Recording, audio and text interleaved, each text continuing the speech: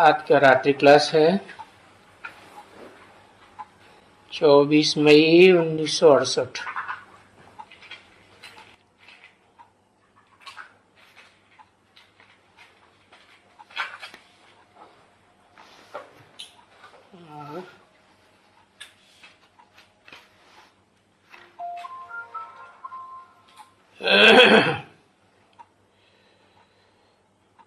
यूं तो अज्ञान काल में तो उनसे खुश खैराफात पूछी जाती है। यहाँ तो ज्ञान मार्ग में है तो जानते हैं कि हमको बाप मिला है, सच्चा ज्ञान देने वाला, जिसे ऊंचे ऊंचे भगवंत कहें। तो राजी खुशी पूछने की बात ही नहीं।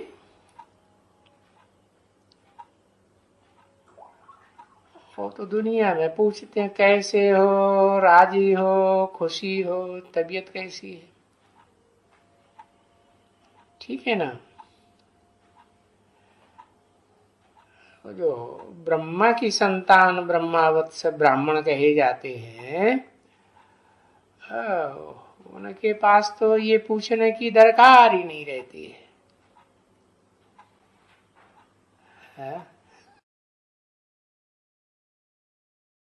क्योंकि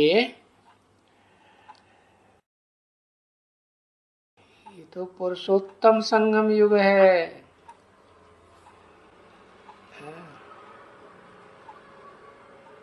पुरुषों को उत्तम ते उत्तम पार्ट मिलते हैं।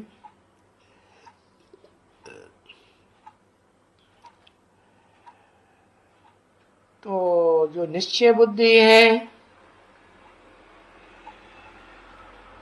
भले उनको शरीर की तकलीफें वगैरह कुछ होती भी हैं, तो भी उनको अंदर में ये खुशी रहेगी, हम तो बाप से वर्षा ले रहे और बेहद की बादशाही का वर्षा ले रहे।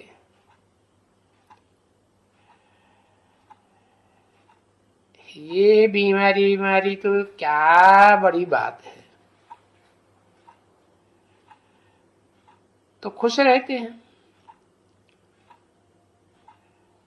मान लो कोई अगर बीमार भी है तो भी उनको बुद्धि में ज्ञान तो है ना कि भाई हाँ, पूर्व जन्म का कुछ कर्मों का हिसाब किताब हमारा ही है। तो वो हमारा हिसाब किताब कौन पूरा करेगा?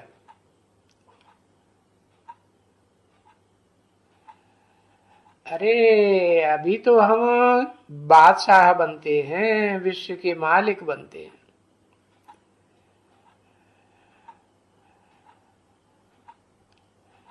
तो बुद्धि में ये सहन शक्ति आती है। ये पूर्व जन्म के जो हिसाब किताब हैं पुराने शरीरों के, वो तो अब चुकतू हो रहे हैं ना, क्रास हो रहे हैं। ऐसे ऐसे ऐसे अपने को ज्ञान से समझाना होता है। फिर तो बाबा की याद की खुशी में रहते हैं।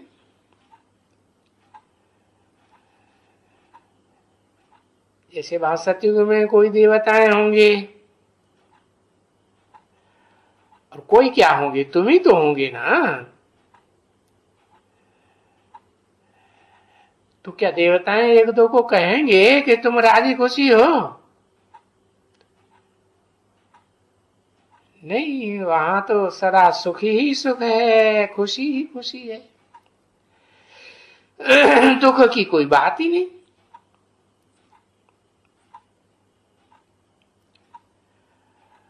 और यहां तो तुम नई दुनिया का फाउंडेशन डाल रहे हो आत्मा के अंदर। तो अनहैप्पी की बात ही नहीं।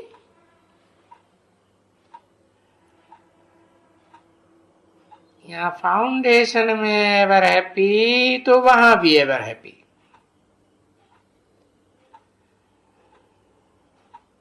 तो न यहाँ ये प्रश्न पूछा जा सकता है कि तुम राजी खुशी हो, और न नई दुनिया में तुम जावेंगे वहां पूछा जाएगा। बाकी इस पुरानी दुनिया में तो ये प्रश्न एक दूसरे पूछते हैं ना,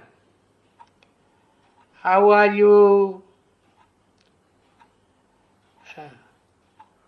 कोई को पतला देखेंगे, मायूस देखेंगे, थोड़ा जयीफ देखेंगे। तो ये सब कुछ वहां नई दुनिया में तो नहीं देखने में आता है, क्योंकि वहां कोई जयीफ है ही नहीं, या दुबला पतला बीमार होता ही नहीं, कुछ भी नहीं।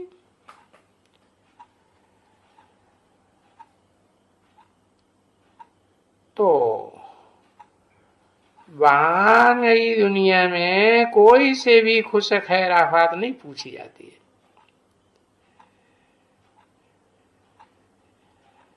तो ये विवेक कहता है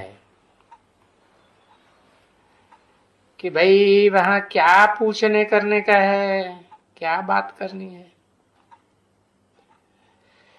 क्योंकि अभी तो यहाँ हमने वर्षा ले लिया ना, खुशी का वर्षा ले लिया, बाप मिल गया, अपार खुशी आ गई, जो पाना था सो पा लिया। तो ये कहा जाता है कि तुम्हारी खुशी का पार आवार नहीं रहता है। तुमको तो इतना बाप से खुशी का खजाना मिलता है जो देवताओं को भी नहीं मिलता होगा। इसीलिए तो ये संगम युग पुरुषोत्तम हीरे समान गाया हुआ है ना। सतयुग में देवता है, सतयुग तो सोने समान, और यहां तो तुम अतीन्द्रिय सुख भोगते हो। तो किस आधार पर इतना ज्ञान का खजाना मिलता है। और ये तो बच्चे जानते हैं कि खुशी तो मन के अंदर से होती है ना, ऐसी तो नहीं कि जड़ शरीर के अंदर कोई खुशी और दुखी होता है। नहीं, आत्मा चैतन्य है। तो चैतन्य आत्मा को चैतन्य आत्माओं के बाप से खुशी का खजाना मिल रहा है ना, जो और जन्मों में तो कभी मिला ही नहीं, जो अभी मिल रहा है। और ये भी बच्चे जानते हैं कि जन्म जन्मांतर जो भी खुशी होती रही है वो भी तो धन से हुई ना। जिनके पास धन होता है तो बहुत सुखी रहते हैं, गरीब होते हैं तो दुखी होते हैं। तुलसीदास ने भी कह दिया ना, नहीं गरीब सम नहीं दरिद्र सम पातक पुंजा। दरिद्रता माने गरीबी, इससे बड़ा कोई पापों का ढेर नहीं होता है जिनको गरीबी मिलती है। तो अभी तो तुमको बाप से वो बेहद का धन मिलता है, अति खुशी का खजाना मिलता है, जिस धन से तुम्हारा मन प्रफुल्लित रहता है। इतना तुमको खजाना ज्ञान धन का मिलता है। और ये तो बच्चे जानते हैं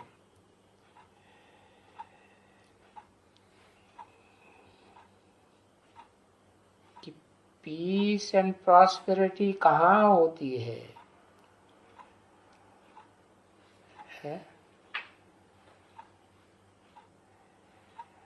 अरे जिसको इतना अथाह धन मिल जाता है वो तो फिर खुशी में आ जाते हैं ना। वो बेकारी दुनिया का सुख तो भूलने लगता है ना। है? इतना तुमको बेहद का धन मिलता है तो फिर क्यों नहीं खुश होंगे।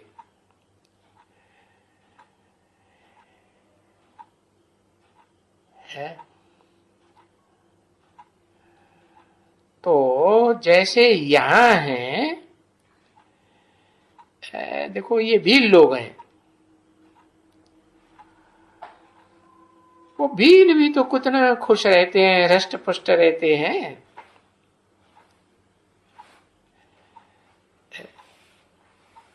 जैसे वो लोग खुश हैं, वैसे देखो देवताएं भी खुश होते हैं। क्यों? को उनको ये हसद ही नहीं होती है, ये हाव हाव नहीं होती, ये मिल जाए वो मिल जाए। भीलों को कोई ऐसी हसद होती है कि हम बड़े साहूकार बन जाएं ना। वो तो खाते हैं क्या, 2 टिक्कर मिर्ची से नमक से खा लेंगे, बाटी 2 पैसे की बनाते हैं और खाते हैं। उनको तो कोई ज्यादा खर्चे की परवाह ही नहीं।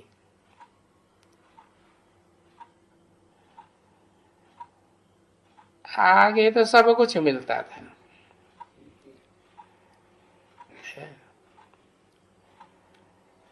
जब नई दुनिया थी,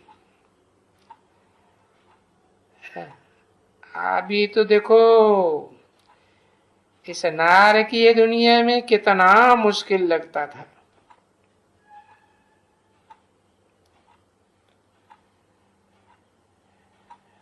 अभी तो देखो कैसे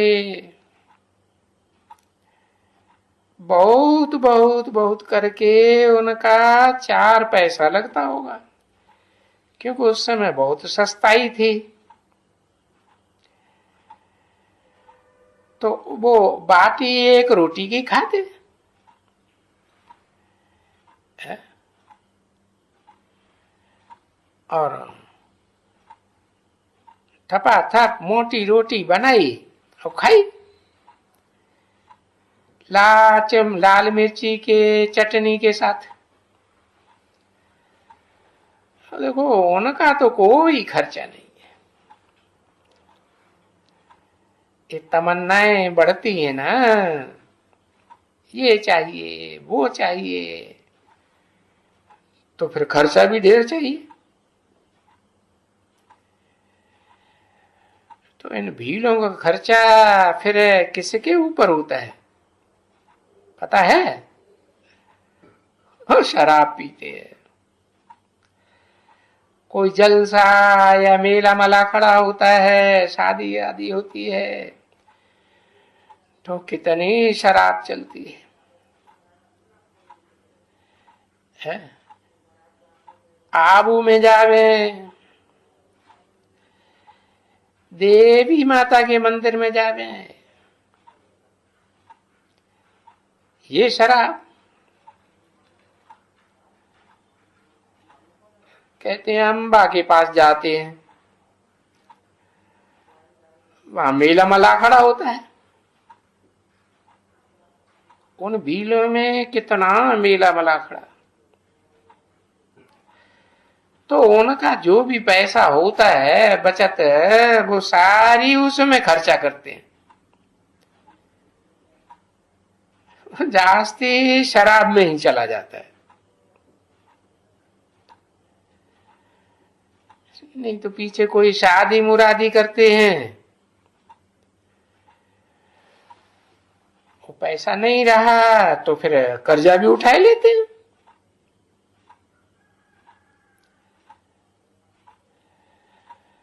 बाकी पेट तो उनका कोई खास नहीं मांगता है। तुम देखेंगे उनके बच्चों को भी देखें ना, बच्चे भी बस रोटी बाटी के ऊपर हिर जाते हैं। उसमें ही देखो कितने मस्त रहते हैं।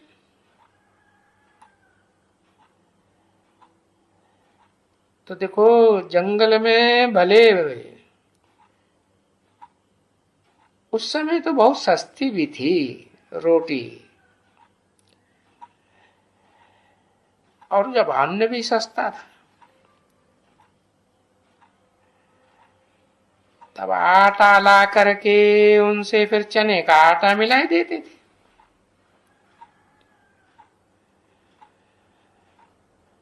क्योंकि चने का उस समय में बहुत चलन था, चना मटर। और जब यहां आए तो 3 रुपए मन, 2.5 रुपया मन है। इसकी हम दाल बनाते थे। इतना सस्ता होते भी चलो कनक थी, तो गेहूं से बनती है, 4 आना मां।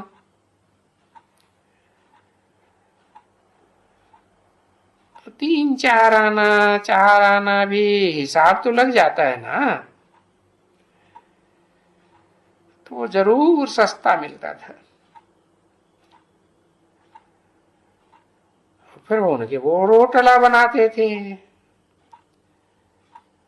है मोटा दाना, ज्वार बाजरा मक्का।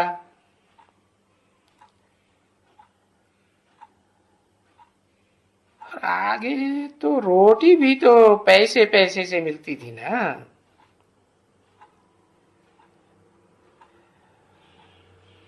तो वो भी समझो कि वो डबल कमाते होंगे, क्योंकि पेट तो उनका बेचारा कुछ मांगता नहीं है जास्ती, क्योंकि अनुभव है ना। जैसे तुम बच्चे अनुभव सुनाते हो, ये कहते हैं क्या था छोटे थे, है बाजरी का आटा तो बताया था ना, हम खुद बेचते थे 10 आने 11 आने मन।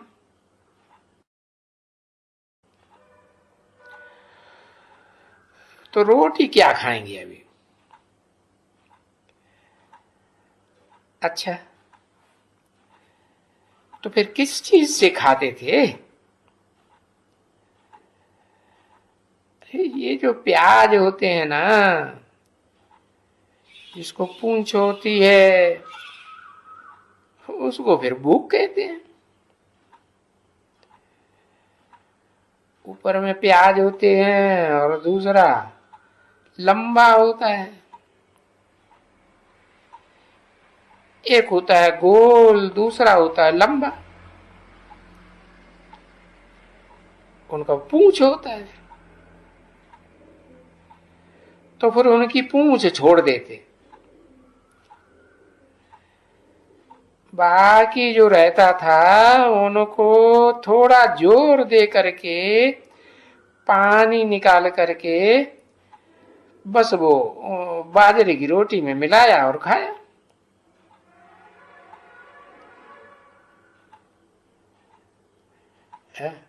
और वो ऊपर में जन्न, कोई ने कहा नहीं बाबा वो छाछ है, लस्सी, हाँ छाछ, बस रोटला खाया और ये वो छाछ पिए ऊपर से।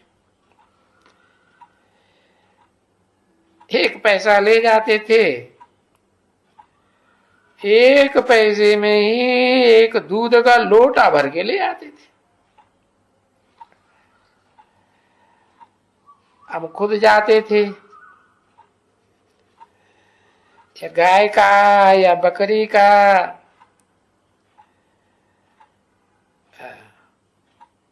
पैसे लोटा शेर का।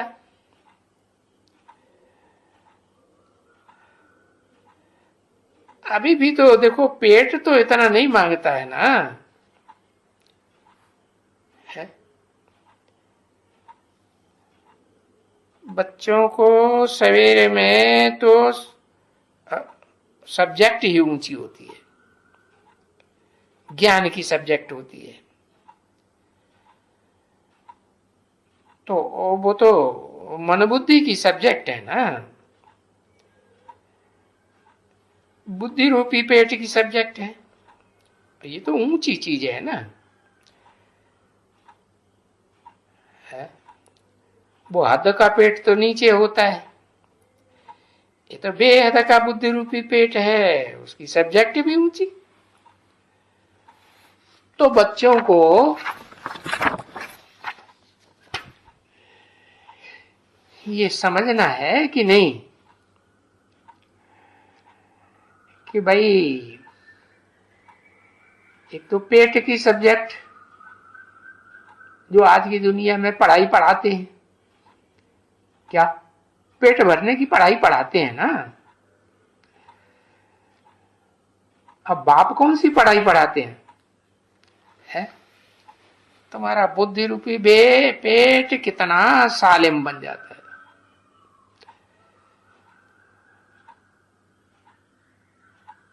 क्योंकि तुम जानते हो ये सालिम कैसे बनता है, ये तो याद से ही सालिम बनता है? किसकी याद से? जो बुद्धिमानों की बुद्धि है, उसको याद करने से तुम पावन बनते हो। तुम तो आत्मा हो ना, तो पावन बनते हो। और पुकारते भी ऐसे ही हो, हे पतित पावन,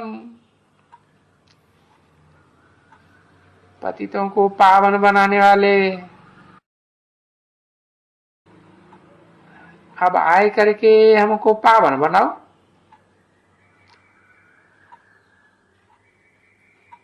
24 मई 1968 की रात्रि क्लास का दूसरा पेज। तो फिर आत्मा तो पावन बनने से फिर आत्माओं के घर में चली जाती है।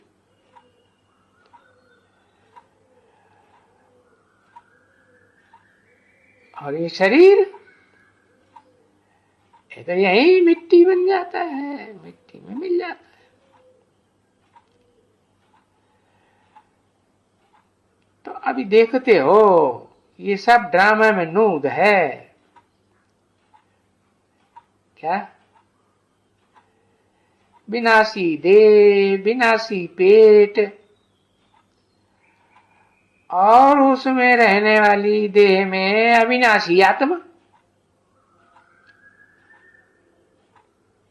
मन बुद्धि की पावर के साथ रहती है ना।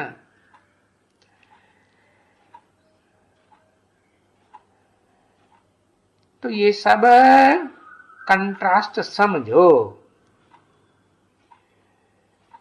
कि देवान और आत्माभियान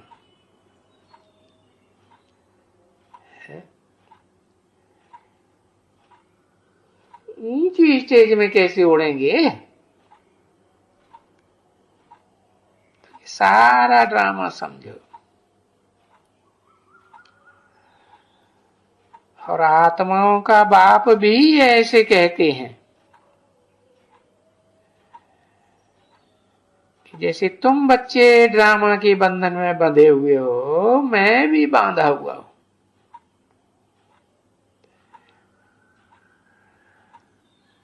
ऐसे नहीं कि सब फट से हो जाएगा, है? जैसे वो जादूगर करते हैं, फूंक मारी और ये लड्डू पेड़ा।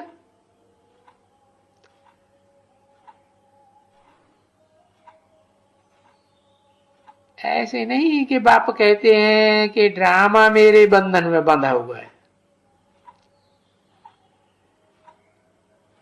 नहीं। मेरे कोई बुद्धि रूपी हाथ में नहीं है।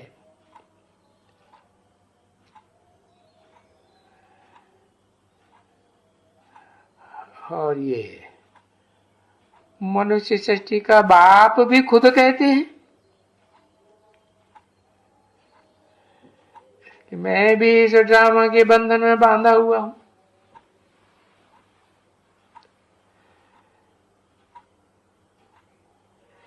तो ये बेहद का ड्रामा है। इसके बंधन में चाहे आत्माएं हो, चाहे परमात्मा हो, चाहे परम पिता हो, वो सब बंधन में बांधे हुए हैं। सब एक्टर्स हैं ना। हाँ, कोई डायरेक्टर है, कोई मुख्य एक्टर है, कोई सामान्य एक्टर्स है,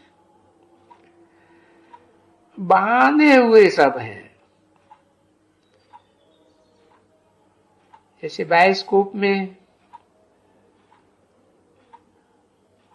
जो पात्र होते हैं ना, देखने में आते हैं, वो भी तो सब बंधन में बांधे हुए हैं ना। हाँ, एक दफे शूटिंग हो गई तो फिर वो बरसों बरस चलता ही रहता है। चल सकता है कि नहीं? पीछे वो तो पुराना हो जाता है, वो तो डल हो जाता है।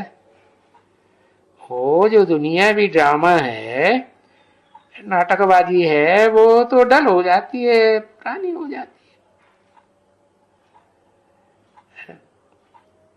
क्योंकि तुम्हारा तो ये जो ड्रामा है ना, ये अविनाशी ड्रामा है। इसको बाबा बताते हैं ये षष्ठी चक्र है। ये चारों युगों में ज्यों का त्यों फिरता रहता है। इनका जो फीता है ना, है वो ऐसा फीता है जो बज बज के कभी डल नहीं होता है। और वो दुनिया भी ड्रामा तो डल हो जाते हैं, पुराने हो जाते हैं। अब पुराने हो गए तो फिर वो रील कोई काम की नहीं।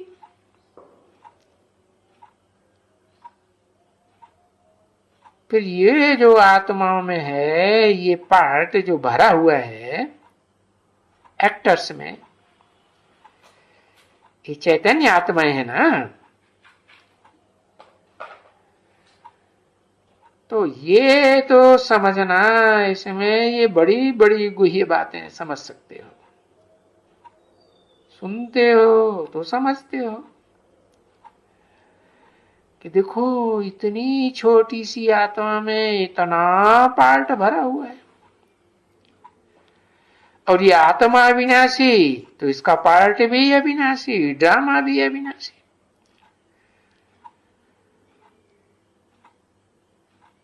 और देहधारी एक्टर्स होते हैं, वो तो अपन को देह समझते हैं, तो उनकी ड्रामाबाजी भी विनाशी। तो देखो तुम्हारी आत्मा में ये सब इतना पार्ट भरा हुआ है, इम्पेरिशिबल। ओम शांति।